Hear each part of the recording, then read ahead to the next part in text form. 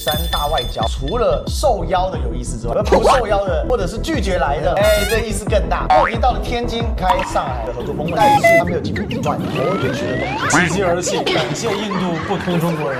对，在中美之间夹得越重，越需要保持战略模式，不单单是说对于日本、朝鲜半岛的国家，东南亚的等等的一些国家，甚至说台湾，因为第一岛链是中美问题上首当其冲的地方。大家好，我是来自宝岛台湾，现在人在北京的历史哥李修。大家好，我也来自宝岛海南，也是人在北京，陪你一起看日子王骁。欢迎来到视频播客岛岛连线。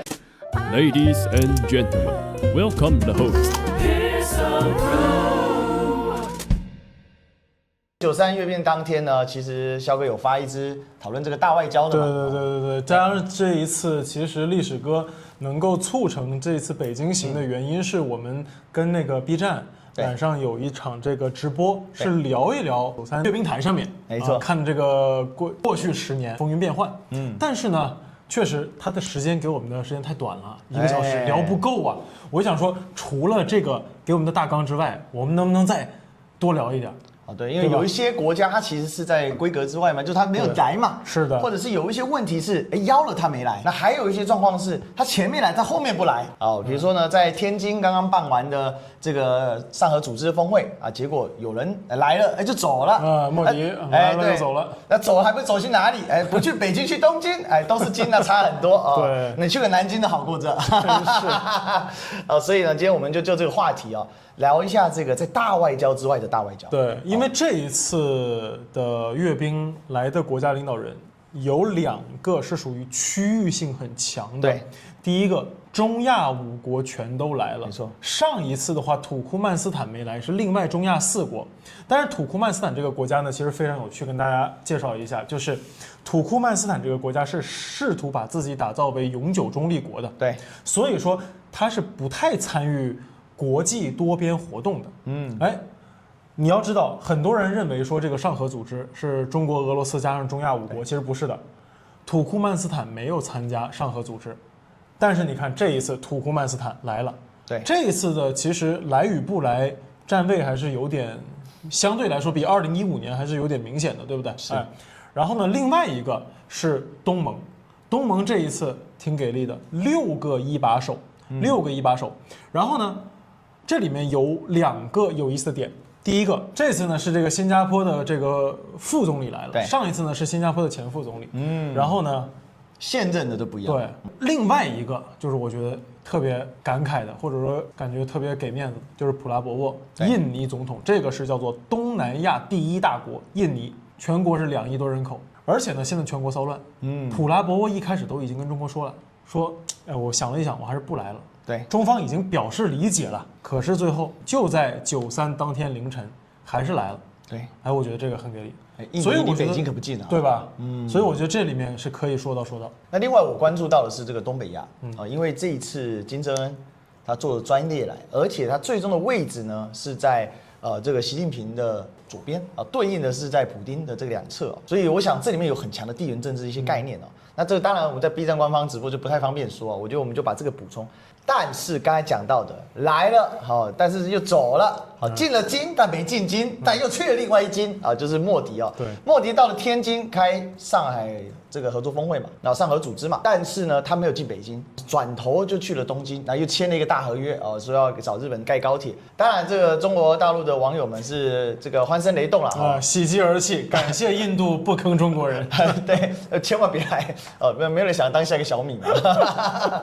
但整体来讲我看是这个样子就莫迪呢时隔7年再到了中国大陆，那他其实是有很强的一个状况的，也就是说呢对他来讲莫迪为什么来中国其实就是一个战略平衡，而这个战略平衡的背后是美国态度的迥异。对，因为印度这段时间在国际上过得长袖善舞，过得很舒服很爽。印度过去是号称不结盟老大，但被不结盟给唾弃嘛，因为他想当老大嘛，不结盟就不让你当老大。那后来呢，他自己呢，因为国内的各个政治集团、各个利益他很难摆平，所以他经常在各个政策当中摇摆，他被认为是很草台班子的。但是莫迪上来之后，因为莫迪相对长期执政，所以他有一个比较稳定的国策。但这个国策呢，是在整个南亚之外，他进行平衡外交，但在南亚之内进行霸权外交。所以在这里面呢，印度它就需要一个域外霸权来支持它的霸权扩张，因为印度本身的发展看起来经济数据亮眼，但是它的体质并没有改变，所以它这个所谓的域内霸权呢，它就受到很大的挑战。为什么？因为它的霸权它是直接接壤的中国，所以这个霸权在扩展的时候，它必然撞到中国嘛，所以它跟中国相撞，每次吃亏。而在历史上，因为有这个中印边界战争，它这个说真的，在历史的这个脉络里面，它很难抬起头，所以印度只能不断的透过跟中国摩擦来证明自己是区域霸权，是南亚霸主。可是这个摩擦又很危险，所以他就必须要不断在外交上有个保底，而这个保底呢，他抓到的讲白了就是拜登给他这个红利，其实是从川普开始的印太战略，对，甚至可以再更往前推，从奥巴马的重返太平洋重返印太的一个角度呢，他就开始抓到这个红利，而莫迪就是从那个时候开始长期执政嘛，所以透过这种印度银学来凝聚自身的民族主义，也让莫迪可以长期的维持一个高得票而不坠，当然印人党还可以长期的这个执政，它的背后在外交红利方面是功不可没，因为印度的内政叫一言难尽，再加上它是个联邦国家，所以印度的总理本来就不这么重视内政，他只需要在意一些亮眼的经济的成绩，还有加什么，加上一个强硬的外交，就可以对印度所谓民族主义的基本盘。那这个印度主义，它其实是应该可以叫做印度教民族主义的一个基本盘。印度教民族主义是的。所以在这里面，印度过去很长一段时间所谓的龙象冲突啊，它的底色是在这里。这也是为什么中国在搞定我们之前常跟大家分享到的北边、南边跟海边。中国的北边现在我们之前讲过很多次了嘛，基本上处理就从朝鲜到这个中亚基本上 OK。南边呢最难搞的其实就是印度。那这个印度的背后其实是美国，美国透过印度这个杠杆，然后再透过这个在第一岛链的这个杠杆，它就可以对中国进行一定程度的地缘施压。这个是在这一次之前一直没办法突破的，但是川普上来之后，他所有这个 MAGA 嘛，美国优先政策，让印度呢有点难受。对，尤其最近啊想这么做但没有做成，就是呢禁止印度买俄罗斯石油嘛。那俄罗斯石油一旦断，那印度就少了一个很大的额外的外汇的收入吧。因为俄罗斯石油几乎没有减少输出，最大的程度就是因为印度是最大买家，所以这是一个实益问题。那另外呢，这个印度的产业极其脆弱，它的国产产业呢非常仰赖贸易壁垒。印度是世界上以大国来说呢，贸易壁垒最严重的国家，而且呢各种整自己外国投资企业。就是其实印度相比美国来说，印度一直在跟全世界打贸易战。对吧？只不过印度由于它的市场没有购买力没有那么强，所以说大家不怎么说。而且印度有自己自有办法嘛，印度规矩嘛，就是印度挣钱印度花，一分别想带回家。对，没错，总带着咖喱味的风格。所以在这里面，印度在这之前的期间，其实美国是对它某种程度是让利，但是今天美国不对它让利，印度难受。那它的增长点在哪里？找不到。那你只靠着把牛粪列为 GDP 或者是各种纸面操作，人民感受不到啊。那所以呢，怎么办呢？那他就必须找出另外一个杠杆。而印度呢，他从来不觉得自己是小弟。事实上，老实讲了，这个王骁之前有个暴论嘛，3个半独立国家嘛，印度算它半个嘛。这个是个动态，有时候是半个印度，有时候半个法国，就是看谁领到那个雄起一把的卡，对吧？所以其实，在印度对华关系里面，他就必须做一定程度的操作，但这个操作，他其实是在钓鱼美国。老实讲，习近平给出了很大的一个，我觉得是诚意哦。他在里面的话他是讲的很温暖的，他是说龙象可以共同来进步嘛。那这个里面其实是期待印度方面不要老是这样子跳来跳去嘛。其实大家共好不是好处嘛。但是印度逻辑不是这样，它的底层逻辑依然是，如果我跟中国变友好，那我在印度，我在南亚就没有霸权啊。而且印度有一个雄心嘛，他要麦克马洪线嘛。这个麦克马洪线当然中国是不可能同意，他也做不到。所以这是印度霸权的 bug。一级啊，印度霸权本身它是一个大象，所以它压死周边小国容易。但是呢，它南亚里面它又遇到一个铁印的叫做巴铁，它又压不死巴铁，所以呢它难受。那压死巴铁，所以他就要去挑衅中国。那挑衅中国自身实力不足，所以他又需要域外的霸权的力量支持，就美国。可是需要域外霸权支持的时候，这又不是个霸权样子，所以呢，他又必须表现得很强硬，但很强硬又必须控温，所以你就知道这个印度真是太厉害了。所以走了到底什么味不知道什么味，就是印度咖喱味，咖喱人加一加味啊，就是大家都加进去，对不对？混在一起，这就是印度外交的特色，保持自主独立性，但你看不出一个实质的方向性，但其实更多是为自身的政权续命在服务，这个就是它的印度的特色，所以才会出现进京而不进京，哎，然后呢不进京带去东京啊，所以到了天津突破了，看起来印度这个平衡外交，我们在美国那边受出的面子补回来了，所以印度媒体大肆宣扬。但是如果你仔细看印美的话，它的切入角度几乎都是因为美国很坏，而我们跟中国不错哦，美国你看着点，你悠着点啊。然后呢，我不进北京，我不能去赞扬北京的角度嘛？为什么？这里又牵涉到一个历史脉络，这是个暗线。好，这个是一个不冷的冷知识。印度在这个2战时期，民众是倾向同情日本的，尤其上层知识分子。为什么？法西斯不是侵略吗？不是，因为印度他们打英国人，没错，日本人打英国人，法西斯打英国人就好了，所以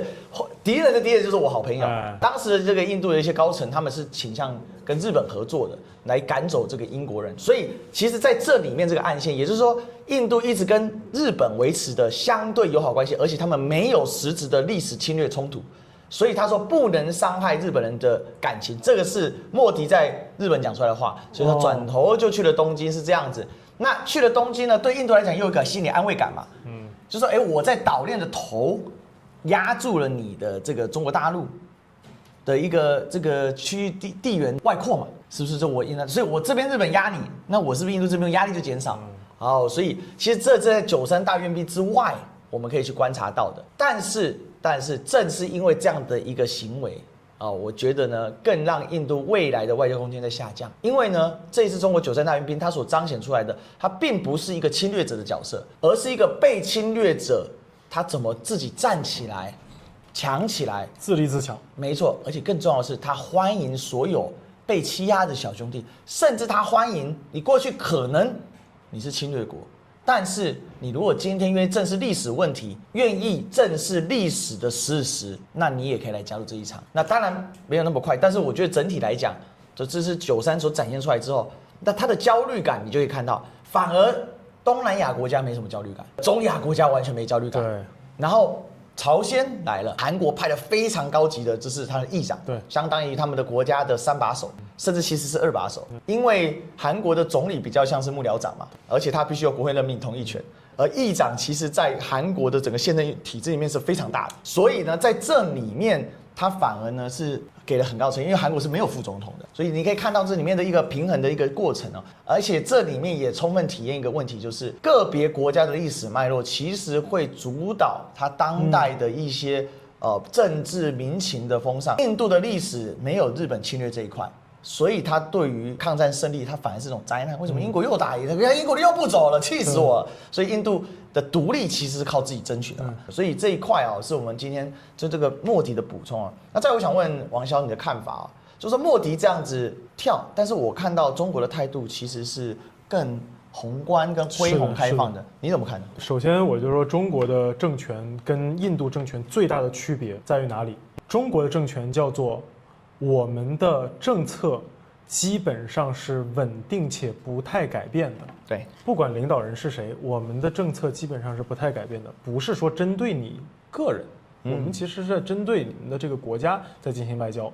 所以说很少会把国家给进行一个拟人化的一个表达。那印度的是什么情况？莫迪在印度目前的一个政治史上，近现代政治史上面，它是一个比较稳定的政权，长期政权。对，可是呢，他本人又不是一个政策稳定的领导人，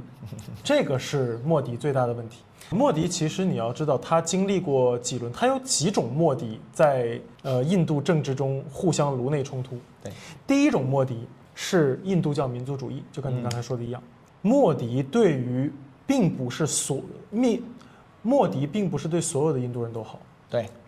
很多的穆斯林印度人是受到莫迪的残酷镇压的，然后呢，不是那么倾向于莫迪的所谓印度教民族主义的这种中产级别的这种印度人，其实在莫迪的政权中或者政治普惠中是不太被覆盖到的，这是一种莫迪。第二种莫迪不是就脱开印度教民族主义，叫做民族主义，印度的民族主义，就是他在进行选举的时候，他需要通过一种民族主义的做法来扩大自己的支持率。那么我们就会看到，他就不断的喜欢去使用像类似于跟中国进行一种所谓的交锋，对吧？时不时跟中国搞一点边境摩擦，而且呢，莫迪非常非常知道自己几斤几两。我不认为印度不知道自己几斤几两。我们很多人说印度人不知道自己几斤几两，我认为印度人知道自己几斤几两。为什么？中国一旦开始往边境增强军事存在的时候，印度立刻就撤了。为什么？这个就是我的竞选目标已经达到了，所以我不需要继续闹了。印度知道打不过的，巴拉特饮血。对，所以我就说。他最后需要的是讨个口彩，就好像你说的那个巴拉特赢血，他需要讨个口彩。OK， 第三个印度是什么？第三个印度是，他既想表现自己是独立自主的大国，但是又缺乏一个独立自主的大国的那种战略定力。今天的美国，在美国的战略发生动荡之前，其实美国作为一个帝国是有战略定力的。俄罗斯，我们说这个上一次岛岛连线。在节目的末尾的时候，我也提到了俄罗斯在逐步建立自己在新的多极化时代的一种战略定位。所以说，这个都是要求你在有一定的战略定力下的，就你不可能说是今天这个给你抛个橄榄枝你接一下，明天那个给你抛橄榄枝你又接一下，然后这两个橄榄枝突然打起来就开始冲突了，然后你还觉得哟，我还真是一个运筹帷幄的高手啊，不是的。但是莫迪就总觉得自己是这么个说，是。我跟你说，你如果没有那么强大，我们这个有句老话嘛，就没有那金刚钻，别揽那瓷器活。莫迪喜欢揽这瓷器活。好，那我们看他这一次去日本，我觉得这块可以略微这么一聊。我把它总结为2个战略失意者的抱团取暖。这个结论不错。2个美国战略中、美国霸权中的战略失意者的抱团取暖。美国在欧洲有北约，美国在欧洲会遥控欧盟。所以欧洲那波人自己内部在抱团取暖。以前呢，美国这个霸权虽然辐射欧洲、辐射亚太，后来呢，它是为了拉拢印度是干嘛呢？是为了制衡中国，对吧？但是他跟这个印度说了很多好话，说你看我到时候给你带来这个制造能力，而且呢很能忽悠印度人。我觉得印度人有一个情况叫做聪明反被聪明误。首先我们必须要承认印度人他是不笨的，印度人在这个全球人种中他的这个智商还有他的智力水平是相对来说比较高的，没错。可是呢，印度有一个问题。就是他一直拿不准自己的定位，他不知道印度到底是个什么。现在在找叫做所谓的印度叫民族主义。现在找印度叫民族主义的这个情况下，是因为他不知道印度是什么，他就只能归到了印度教，或者他不知道印度是什么，所以呢，他要不断的通过进行包装，比如说，我管自己叫巴拉特，从历史中找名字 ，OK， 就等等等等这些。但是你要知道，其实一个统一的印度是谁建立的？统一的印度是英国人建立的。印度的精英文化，印度今天的战略，印度对于现代外交的理解是谁奠定的？大英帝国奠定的。上层的印度人讲英语，虽然说莫迪的英语董王听不懂，但是呢，他是讲英语。然后第二，他们对于国际战略的思维是英国人奠定的，所以这就是为什么他们跟周边的人全都关系不好。你可以发现，跟印度接壤的国家。跟印度的关系都不好，都有边境冲突，只有一个不丹被他控制之外，这是边境冲突到了下一个阶段了嘛？西金被他给吞并了，对，不丹被他给控制了，对，他和缅甸和巴基斯坦全部都有边界冲突，更不要说中印之间有很多的边境冲突。然后呢，由于这个国家的精英习惯于用英语进行思考，习惯于说英语，所以英语世界的战略界提出来的那些 idea， 他们全都买账。比如说刚才我们说龙象之争，龙象真的有争吗？我觉得这岂不是一种别人做局你就立刻往里面跳吗？为什么龙象有争？如果从历史来看，龙象是根本没争过，没太争吧，对不对？没争过，因为象从来就不是一只象是一群对，一群象嘛，对，而且你一群象，咱也没说越过喜马拉雅给你都弄完了呀，从来没有，对不对？从来没有。所以说它这个是个问题。龙象之争本来就是一个我认为是英语战略界操作出来的议题，可是象那边就吃了这个东西，他就真的认为真是这么回事儿，我要跟中国争。结果后来你看，在这个对印自卫反击战以后，印度一直有这么一个心结，麦克马洪也没吃到，跟你打也给我快打都推到首都了，吓得我半死。等等等等这些情况，但是后来你看，印度继续吃这个，他总是以为英语战略界会给他一些东西，他把自己当成了英语战略界中的一员。你不能说你讲英语你就真当昂萨呀，人家是有管五常嘛。对。然后那美国就跟他说，你来加入我四方，他就觉得好啊，哎呀，我有面儿啊，我现在变成亚太北约，我是四方，你是什么呀？他以为我能围堵中国啊？苹果把产线挪到印度，对，挪到印度之后就发现挪不动，配料、配件、产业链、交通什么都供应不上，对，你的制造水平不行。它到今天为止，它多数的东西还是在中国大陆进行一个生产和组装，它挪不过去。而大量的各国企业表现出了一种 OK， 我要顺应你华盛顿，我要顺应你伦敦，我要顺应你布鲁塞尔的号召，我要把产业从所谓的中国大陆挪到印度去，步履维艰，挪不动，这不是说一句话的事儿。你过去，比如现在在中国大陆招商怎么做？我首先给你政策，给你产业园，你进来通水通电、平整土地、通网等等，这些都是非常基础的东西，还有通车，还有配料、配件，整一个的产业链供应，另外还会有法规调整，对，各种方面的，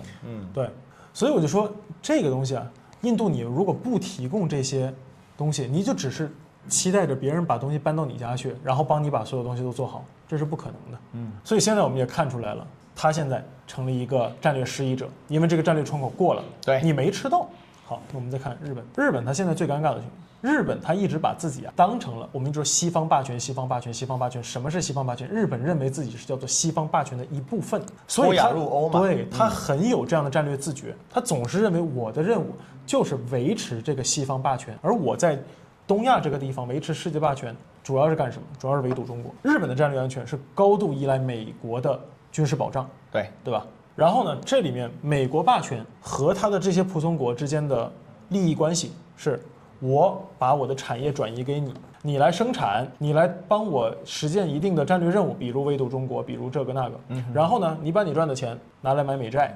这样赚的，买美国武器，但是现在赚不起来了，对，现在赚不动了。现在大家都在判断的是，到底特朗普是特例，还是特朗普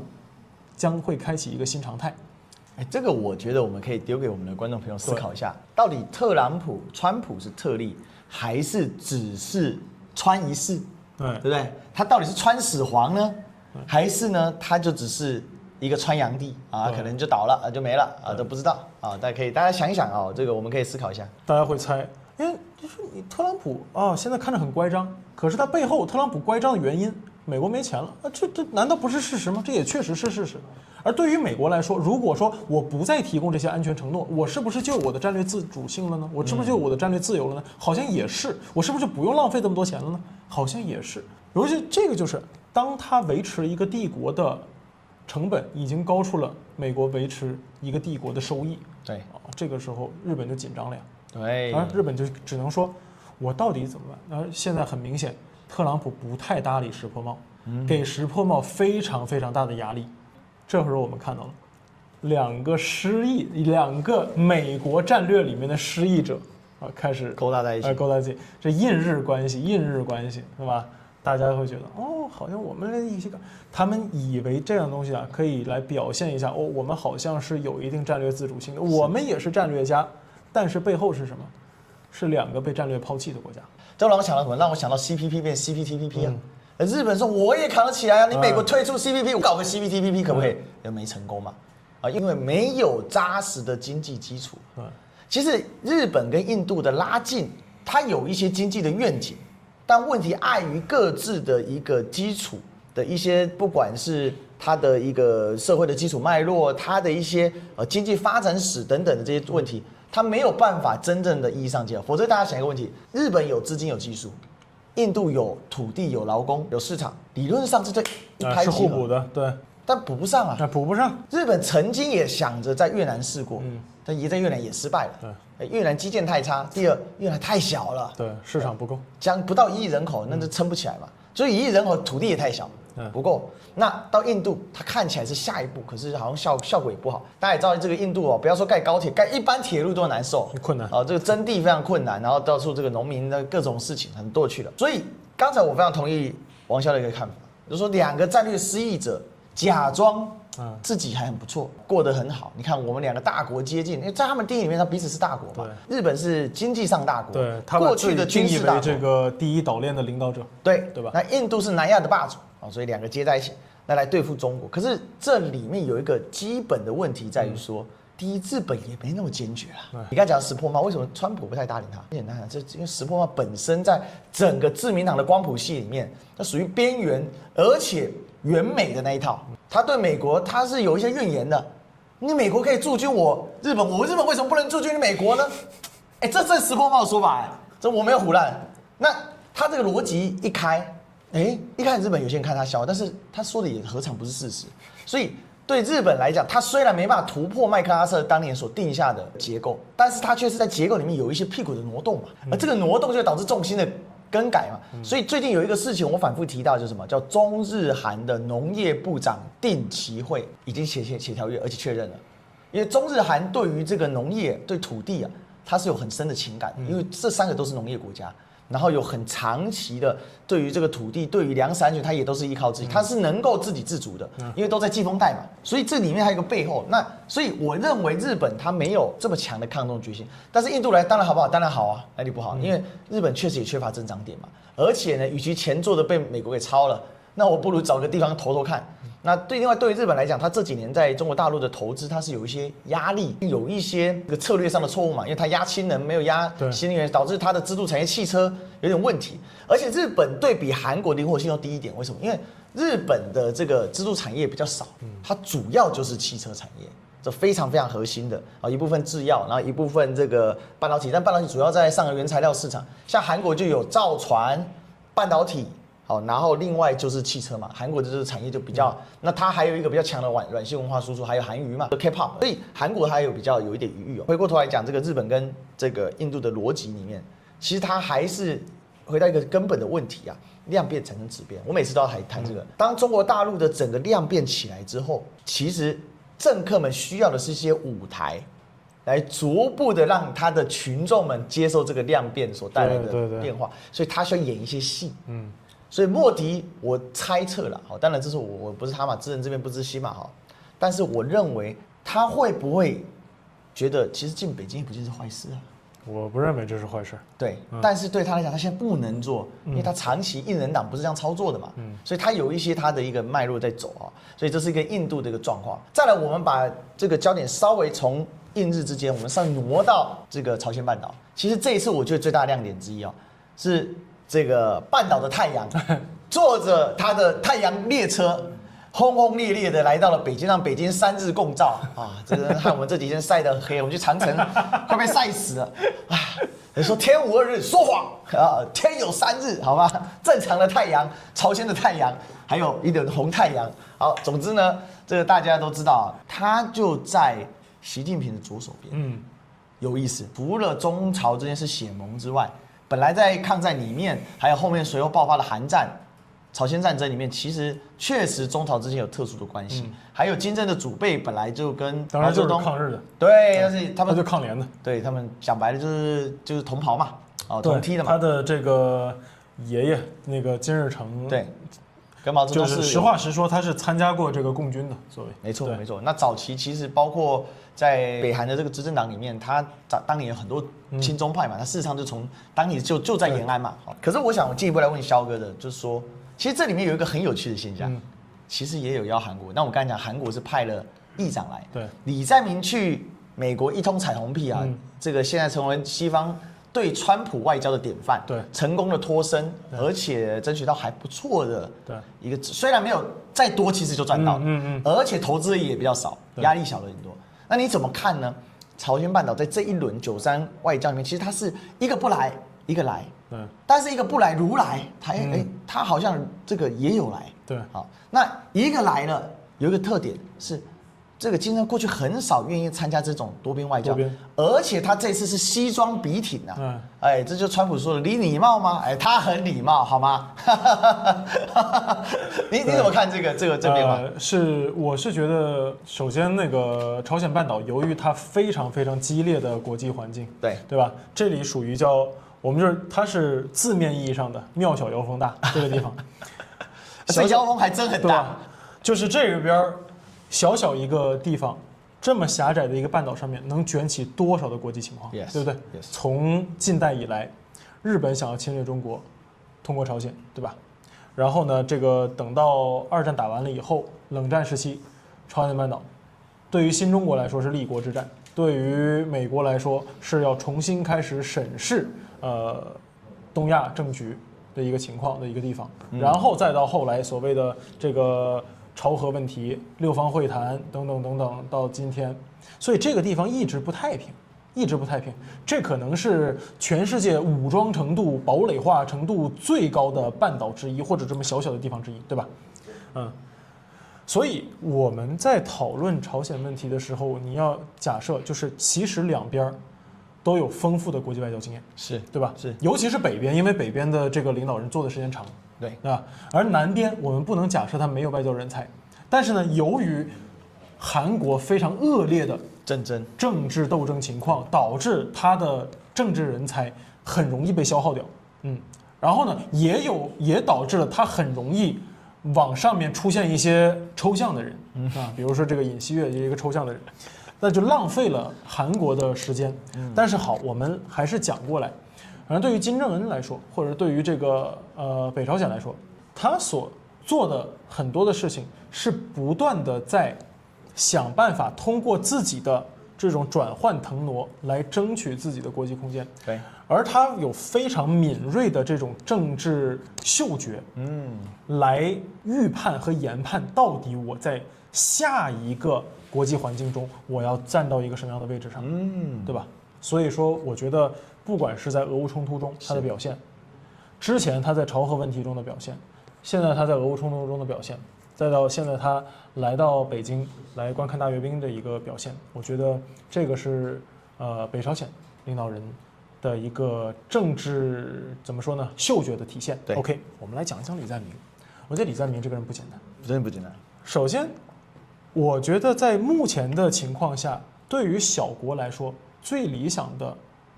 战略安排是什么？应该叫做保持战略模糊，对吧？因为你其实不知道中美之间会怎么样。你在中美之间夹得越重，你就越需要保持战略模糊。其实这件事情啊，不单单是说对于日本，而且呢，对于朝鲜半岛的国家，对于东南亚的等等的这些国家，甚至说台湾，对于台湾地区这第一岛链上，因为第一岛链是在中美问题上首当其冲的地方，没错，对吧？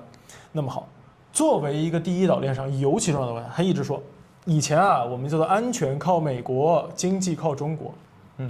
其实也不完全对，对吧？因为对于这个南朝鲜来说，它的很多的产品是又要靠美国，又要靠中国，对，它也非常依赖美国的市场。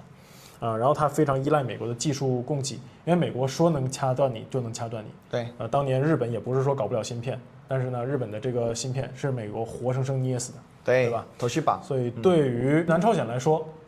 ，OK， 这是他们需要考虑的事情。我更想说一下的是，这个南朝鲜的左派，以前南朝鲜的左派是比较希望去靠近北朝鲜，比较希望去就是稍微对抗一下美国。可是李在明这次没有。李在明这次他没有立刻表达要去北朝鲜访问，对吧？他是很明确的。他首先在政治上面，他把传统盟友的那些该做的戏都给做了。他先去日本，而且是首次哦。这对于一个韩国的左翼领导人来说，这个是一个挺冒天下之大不韪的事儿，没错，对吧？这是可能会得罪基本盘的。他先去日本，然后同时呢，我觉得他用了一个非常好的理由。大家说，那你要不要推翻当年这个尹锡悦跟日本签的那些关于劳工还有慰安妇的这些问题？因为尹锡悦把这些事儿给撇了。对。而李在明给国内的一个交代说，你要问我的情感，我是非常反对这个东西的。对。可是呢，尹锡悦他当时签的时候是韩国总统，这是韩国政府和日本政府之间签的一个事儿。如果说我们一上来把这个东西推翻了，那就说明韩国政府在国际上是一个没有信誉的政府。我们要保持一定的政策连贯性。它其实相当于用一个大帽子把这个事儿给压过去了。虽然说我们作为中国人，我们从一个抗日的角度来讲，我们肯定是不太完全能够接受他的这个说法，但是你会发现 ，OK， 他会给你个说法，他不躲。总比这边含糊其辞好。是他不躲，他会把这个都是给他用一个方法给撇开，因为他知道在目前为止，政治这个事情上面，他不是美日联盟的对手。对，从这个战略安排上面来说，如果说中国的影响力的对外扩张，美国首先会放弃东南亚，然后会放弃这个东北亚上面的叫做陆上的这些所谓的盟国，也就是其实东北亚所谓陆上盟国就一个叫韩国了。对，最后他才会放弃第一岛链。所以说，韩国他知道自己的这个政治安全是不如日本的。对，即便他有驻军。对，那么他需要先做一个表态，然后再去美国，再做一个表态。所以我觉得他把这个事儿啊，该做的给做了，但同时他们又没有说他要去表达他要去访问朝鲜，他不揽这个功。他说谁呢？他说我觉得呀，特总统，我觉得您该去，您不仅该去啊，您还该去盖一个特朗普大厦。哎，你盖特朗普，你不单应该盖一个 Trump Tower， 我还非常希望呀，我可以去北朝鲜，您盖的高尔夫球场，我来挥2杆。功劳全都是让人家这个金毛狮网站，我不揽这个功。然后呢，他说我也想，但是这个中国也好啊，中国跟中国搞关系也好啊。然后呢，这个特朗普，你只要不敢拍，特朗普就敢硬。特朗普就说那咱们一块儿去。哎，他说他太好了，太好了，你带头我们就去。对，相当于是吧，我将来跟中国搞关系，那是啊，奉亡命旗牌去的。我们把这些外表上的东西我们先给拆开，我们讲一点内里的东西。就是我们会发现，逐渐在特朗普之外，这个传统的美国盟友圈在形成一个叫做非美盟友圈。就是以前以美国为中心的这些盟友圈该干什么，现在呢，他们假设美国不在，然后呢，我们这个其他的盟友该做什么，还是按照原来的事情做，赌一个4年以后。美国不会进入新常态，而是特朗普是例外，这可能是他们在想象的一些事情。但是这个想象是否会成型，我觉得大家一定要注意，特朗普到现在也就上任小半年多，对，小半年多。而且呢，大家千万不要去想象什么特朗普会跛脚，就是美国总统在外交上是不会跛脚的。美国总统在内政上会跛脚，美国总统在外交上是不会跛脚的。对，那他有4年的时间折腾，所以他有3年半的时间在那里，你是不知道他会做什么事情。大家能不能扛过那3年半？你要知道，他现在小半年多，多少人已经被折腾的已经是很难受了。是很多国家是扛不住4年的。所以呢，这就是我说的南朝鲜的领导人，他在这件事情上面他的聪明之处吧。然后有人他派出的这个代理人，他派出的这个代表，国会议长不单级别高，而且这个人高度反日，相当于唱双簧。那在政坛上面，那直接说这日本，我反对一切。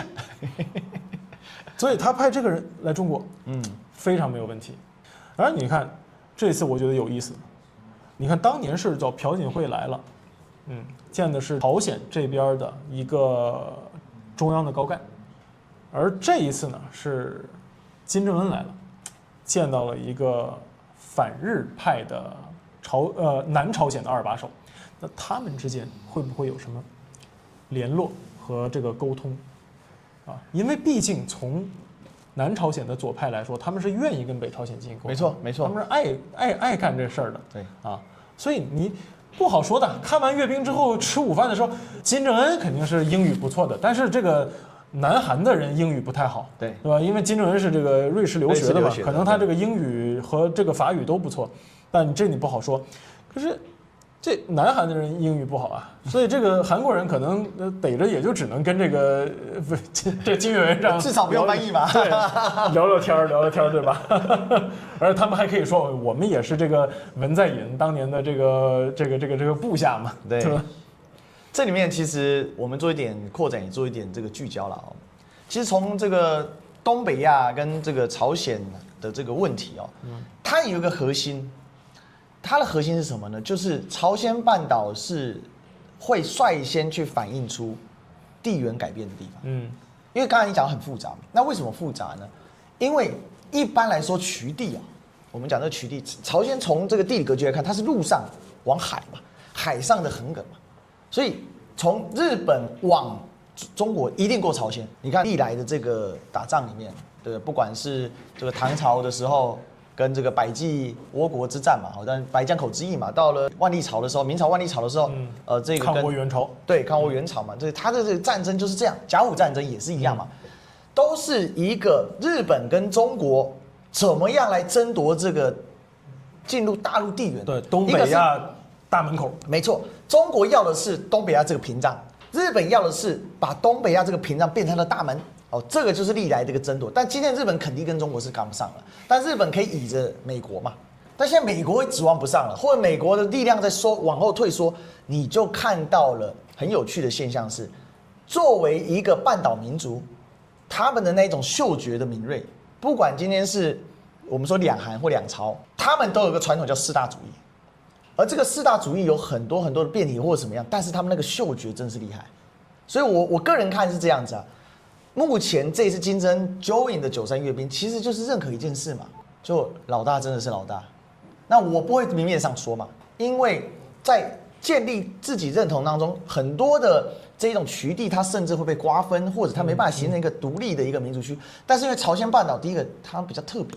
它的历史比较悠久。你想这个，如果你要讲朝鲜半岛历史，你甚至可以从三韩。箕子朝鲜呢，它很长，它有一个自我一套的说法跟历史，确实它这个文明也发展比较久。第二个，它的面积、土地，还有它的一个，它刚好有一个天然屏障在那边，对，它有个长白山嘛，所以说它的这个民族有一个自己的生活圈，没错，对吧？它刚好长白山跟夹在这个朝鲜半岛屋脊，就是它它整个这个山脊的这个部分，它形成了一个双重保障嘛。它唯一比较弱是面海。可是刚好面对这个中国大陆，就是中国不是一个好侵略的，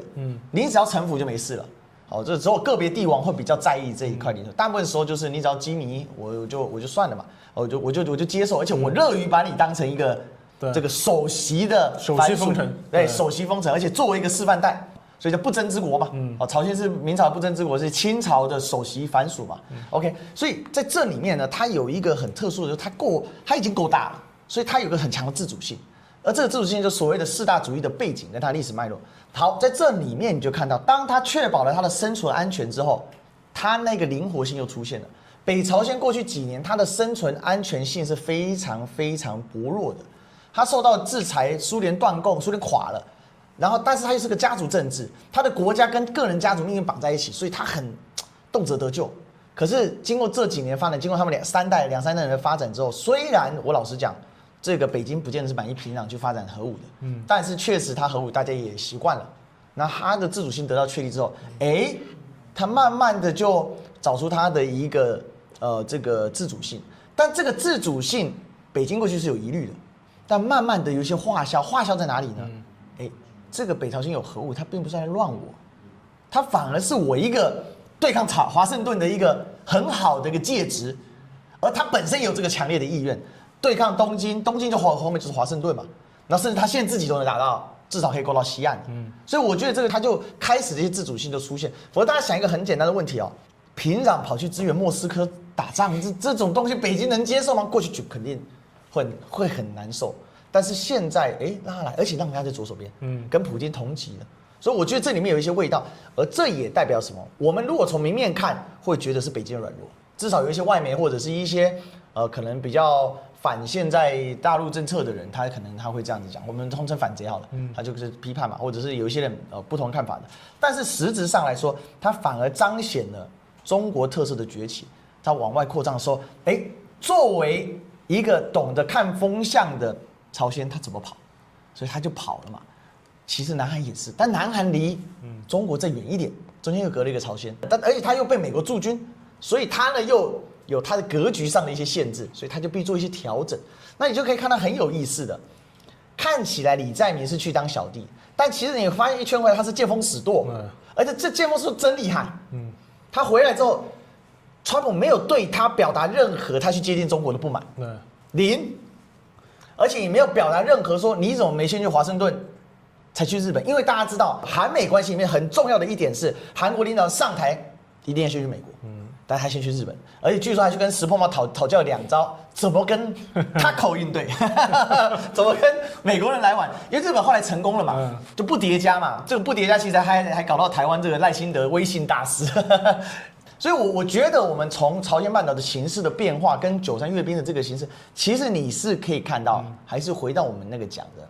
整个美国战略地缘的收缩啊，它具体呈现在很多方面，印度的一个异常，跟第一岛链上大家的一个反应的改变。好，我想这2点里面，其实你是可以看到它一些很有趣的一些变化，而这个变化呢，事实上呢，它具体的就是透过9三阅兵这一个历史事件，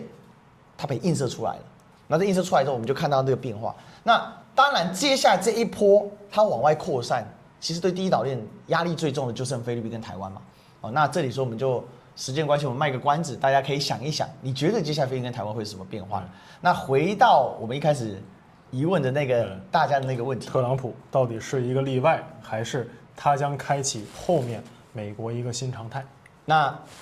肖哥你要讲吗？我认为是新常态啊，我也认为是新常态。但是动荡中的新常态吧，就是不可能说一个民主党上来立刻就说我追随特朗普的政策，但是呢，他可能在不断的会无限靠近特朗普的政策，因为所有的政策的基底是你的财政能力和你的国家资源。对，那么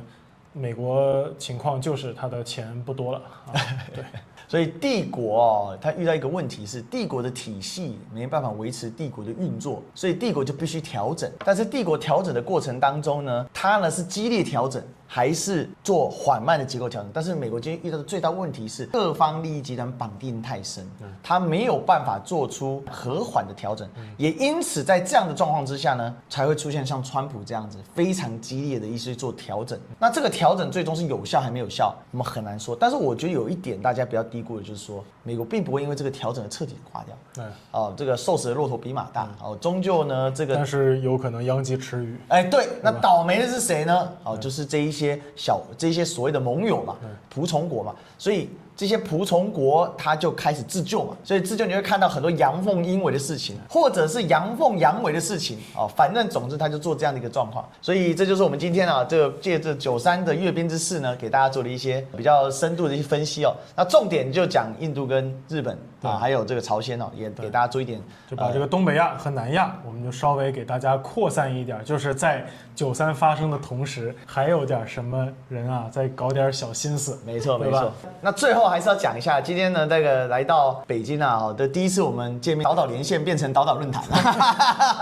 老实讲见面聊的强度是更高的，而且这几天因为我们都一直在直播嘛，对，所以其实也聊了不少聊了很多东西了，聊了太多东西了，但感觉还是很多聊不完。对。那我们期望呢，这个每隔3差5有机会就跟王骁呢这个见面来聊，然后也跟大家呢有更多直接的互动，所以也欢迎大家如果你有什么想法跟看法，一定要写下来留言给我们那让我们知道，那也记得帮我们按赞、订阅、分享，一键3连这个通通做起来。我们在 B 站跟在 YouTube 我们都会上架，然后历史哥跟王骁的小编呢各会剪一个版本大家也可以比较一下两岸小编的一些思维的不一样所以我们今天呢就聊到这里呢，祝呢大家呢一起超越极限，变得更强。我们下次再见。